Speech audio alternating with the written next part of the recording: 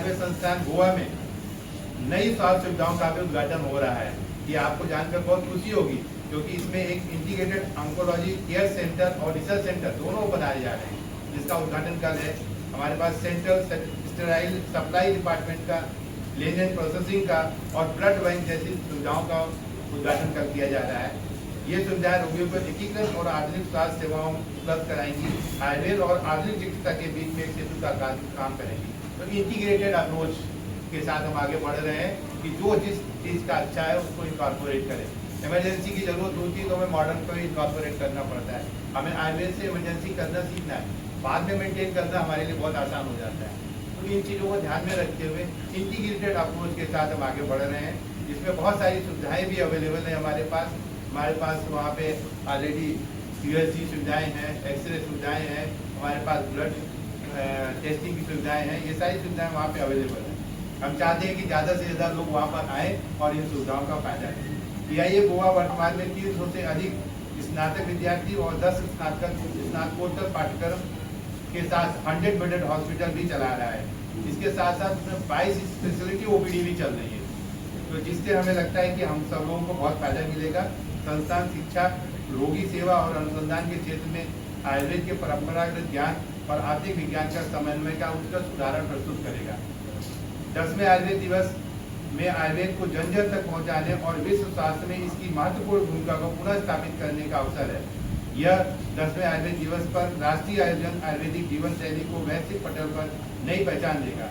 हम सब मिलकर इस जन आंदोलन में अपनी भागीदारी बढ़ाएं, ताकि आयुर्वेदिक जीवन शैली का सिर्फ स्वस्थ समाज और स्वस्थ पृथ्वी का निर्माण हो सके। एआईए गोवा आयुष मंत्रालय इस वर्ष आयुर्वेद दिवस को ऐतिहासिक और सफल बनाने के लिए प्रतिबद्ध है।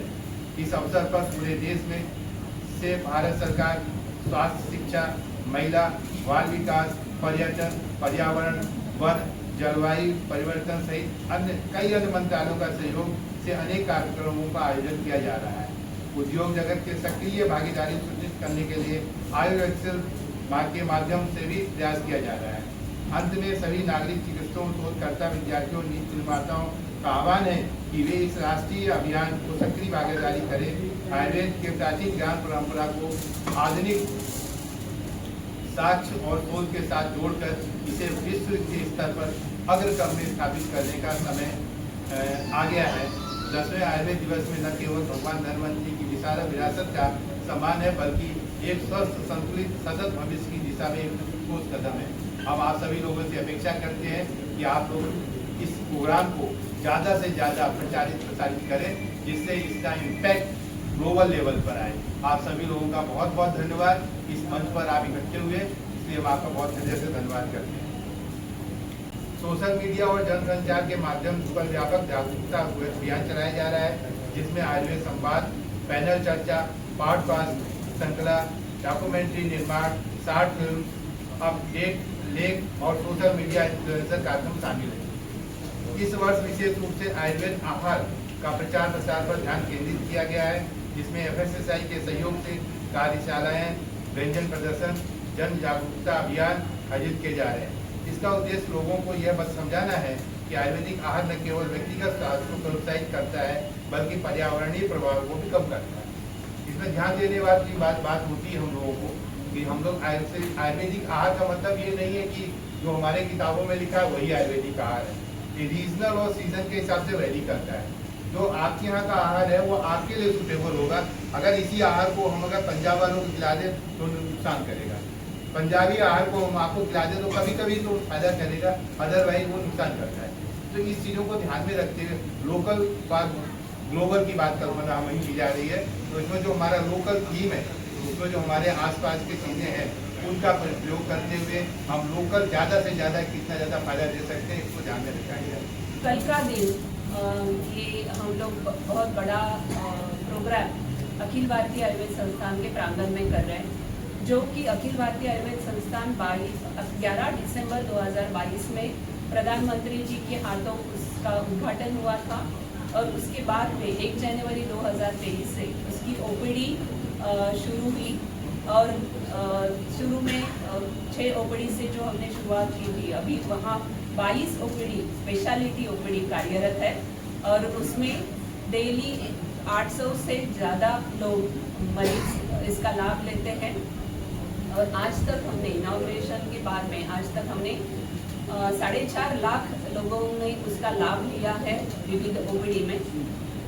इसमें महाराष्ट्र, गोवा और महाराष्ट्र और कर्नाटक के भी मरीज आते हैं, और ना कि बल्कि यहाँ से ये 3 राज्यों से, पर विदेश के जो पर्यटक गोवा में आते हैं वो भी इस ओपीडी का सुविधा का लाभ ले रहे हैं। आज तक 269 टोटल पेशेंट्स ने यहाँ का सुविधा, जो फॉरेन पेशेंट्स हैं वो विजिट कर चुके हैं। यहाँ 100 बेड से अभी फंक्शनल है। इसकी कैपेसिटी तो 250 बेड की है, बट अभी 100 बेड फंक्शनल है इसके। पूरी इन्वेस्टिगेशन की लैब, एक्सरे, अल्ट्रासाउंड ये सारे वहाँ उपलब्ध है। और अगले 2-3 महीने में यहाँ 5 मॉड्यूलर ओटी का भी इनॉग्रेशन हो जाएगा। सारी अत्याधुनिक सुविधा विद आयुर्वेद, ये एक अंडर वन रूफ यहाँ अखिल भारतीय आयुर्वेद संस्थान में उपलब्ध है। और यहाँ पीजी, यूजी पाठ्यक्रम बढ़ाए जाते हैं। पीजी 10 सब्जेक्ट में इस साल शुरू हो रहा है, तो और यूजी पिछले 3 साल से कार्यरत पाठ्यक्रम है। इस साल 4थी बैच आएगी। तो ये संस्थान गोवा और आसपास के प्रदेश के लिए क्लिनिकल सर्विसेज देने के लिए निरंतर कार्यरत है।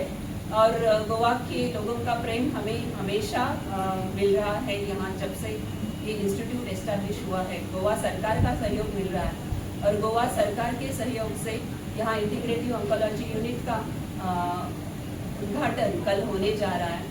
तो इसी तरह से आप लोग आयुर्वेद के प्रति प्रेम करते रहिए, और जो सुविधा केंद्र सरकार ने यहाँ उपलब्ध कराई है उसका लाभ ले लीजिए।